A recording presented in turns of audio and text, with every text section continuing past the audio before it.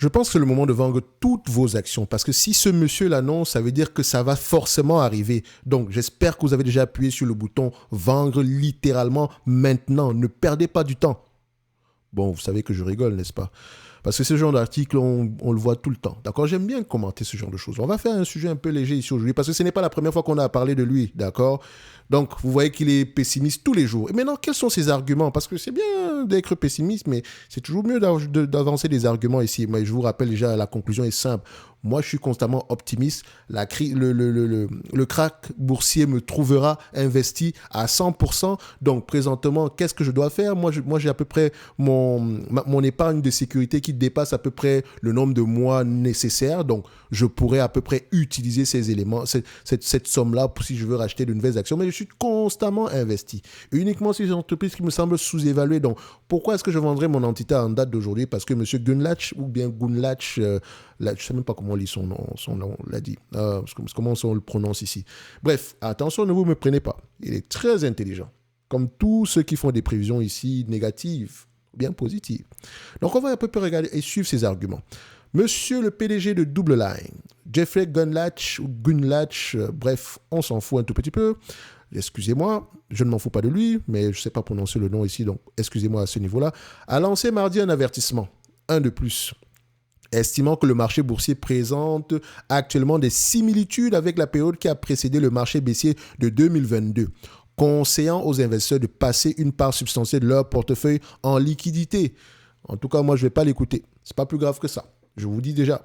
Le marché boursier, selon les mesures traditionnelles, PE, Price to Book, etc., est aussi surévalué qu'il y a 2 ans, mais les rendements obligataires sont supérieurs d'environ 500 points de base à l'extrémité courte de la courbe et d'environ 400 points de base à l'autre partie de la courbe. Dites-vous ici que il investit uniquement sur le segment obligataire ici, donc quand vous parlez, ce langage-là, en fait, concerne ceux qui vont à peu près acheter des obligations ici. OK? Bon, du point de vue price to earning, price to book, oui, nous sommes à des niveaux assez élevés, mais attention, le price to book est très particulier. Quelles sont les entreprises? Quand il parle du marché traditionnel, il parle de qui présentement? Le S&P 500? Il me semble que le S&P 500 est dominé par les compagnies technologiques. Donc, si tu regardes le price to book sur les compagnies technologiques, c'est une erreur monumentale parce qu'à peu près, ils ont des bilans financiers très dématérialisés dans le sens où on n'a pas des usines ou des choses comme ça. Non. D'accord? Donc, c'est peut-être pas quelque chose à aller regarder. Le price to book, c'est une métrique qu'il ne faut pas utiliser à toutes les sauces non plus. Le price to earning. OK. S'il a 25 et qu'on me parle d'une croissance de 10% sur les années à venir parce qu'on a des compagnies comme Apple, Amazon, Nvidia qui dominent à peu près le haut du panier, c'est peut-être un tout petit peu, à mon avis, justifié. Donc, le PE actuel est peut-être justifié. D'accord? Faites attention. Donc, il faut toujours nuancer les choses.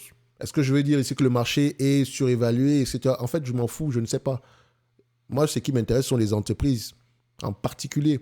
Donc, ce qui m'intéresse, c'est savoir si mon entreprise est sous-évaluée en date d'aujourd'hui. D'accord? Donc, en fait, le marché où il s'en va demain, après-demain,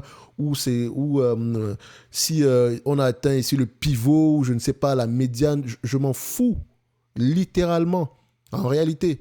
Ce qui m'intéresse, c'est quand je vais checker mon entreprise, là, si j'ai acheté du LVMH, je veux savoir qui achète tes produits.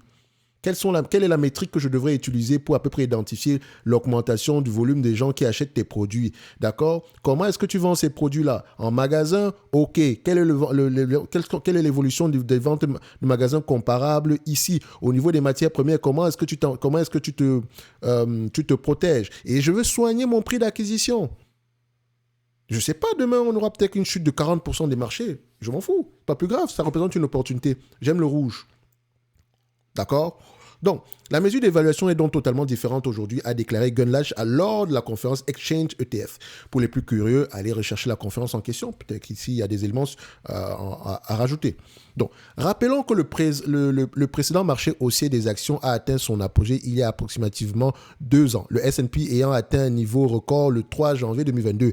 L'indice a ensuite chuté de 25% pour atteindre son niveau le plus bas en octobre de cette année-là, avant de se regresser en 2023 pour finalement marquer de nouveaux sommets historiques la semaine dernière. En ce qui concerne le comportement, et je vais d'abord m'arrêter là. même si je pense que le marché actuel, je ne dirais pas que... en fait, je n'ai aucun avis sur la surévaluation ou la sous-évaluation. Je me concentre plus sur les entités ici plus défensives, d'accord? Et plus, on va le dire comme ça, plus défensives. Parce que moi, je considère qu'il y a un peu comme mon histoire, trois grands secteurs d'activité. Les cycliques, je vous laisse ça, d'accord? J'aurais plutôt tendance à aller regarder les entités plutôt défensives ici, ok?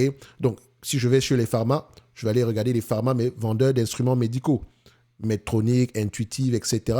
Ou bien je sais que les pharma vont avoir tendance à dépenser énormément d'argent aussi pour les analyses, pour à peu près poursuivre leurs études cliniques, d'accord? Donc, je sais que les entreprises comme Medspace vont avoir tendance à faire de l'argent ici, etc. Donc, je me concentre sur la partie défensive.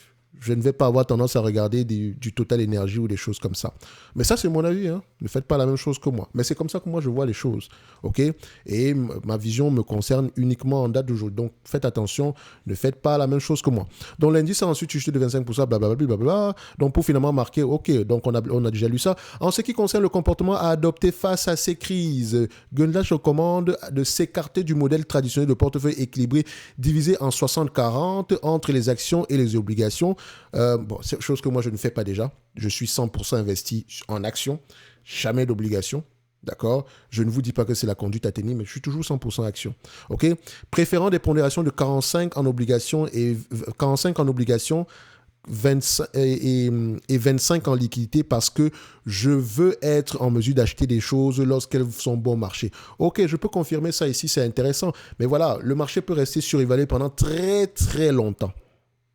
Vous allez rater des opportunités. Il y a des gens qui pensent que le marché est surévalué depuis 2008. D'accord? Donc, vous les connaissez. Donc, je ne vais pas me mettre en 25% de liquidité. La seule raison qui va me pousser à vendre une entreprise ici, c'est si mon scénario d'investissement de départ ici n'est plus d'actualité. D'accord? Ou bien si j'ai une meilleure idée. D'accord? Pour le moment, je suis 100% investi en actions. Mais n'oubliez pas, par rapport à votre âge également, ça peut être intéressant d'être 100%, d'être investi en obligations ou des choses comme ça. Ou bien il y a des gens qui privilégient le dividende, des choses comme ça. Et même sur le dividende, on a parlé ici avec Hormel Food. Je vous encourage à aller voir la vidéo ici concernant Hormel Food, la note d'analyse en question. C'est une entreprise qui paraît sous-évaluée quantitativement, mais qui n'est peut-être pas si intéressante que ça quand on creuse un tout petit peu. Et ça, c'est mon avis. En ce qui concerne les actions, il a souligné que le Japon et l'Inde étaient des marchés étrangers pour lesquels il était optimiste.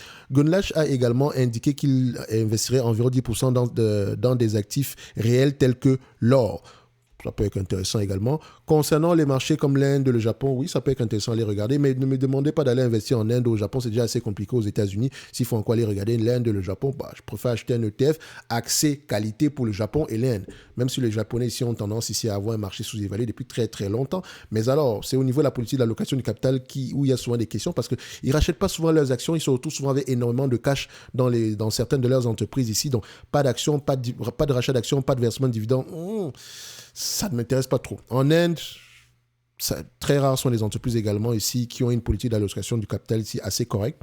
Je ne dis pas qu'il n'y en a pas, mais voilà, il faut toujours aller les rechercher. Mais ce n'est pas pour autant que je vais aller investir en Inde ou au Japon. Je vous laisse ça. Je vous laisse aller regarder vous-même. Donc, rappelons que Gunlash a averti à plusieurs reprises qu'un atterrissage en douceur pour l'économie américaine était peu probable et a estimé mardi qu'il y avait un risque que les taux d'intérêt augmentent au cours de la prochaine récession au lieu de baisser comme ils l'ont fait lors des dernières récessions. Ça, je n'en sais rien.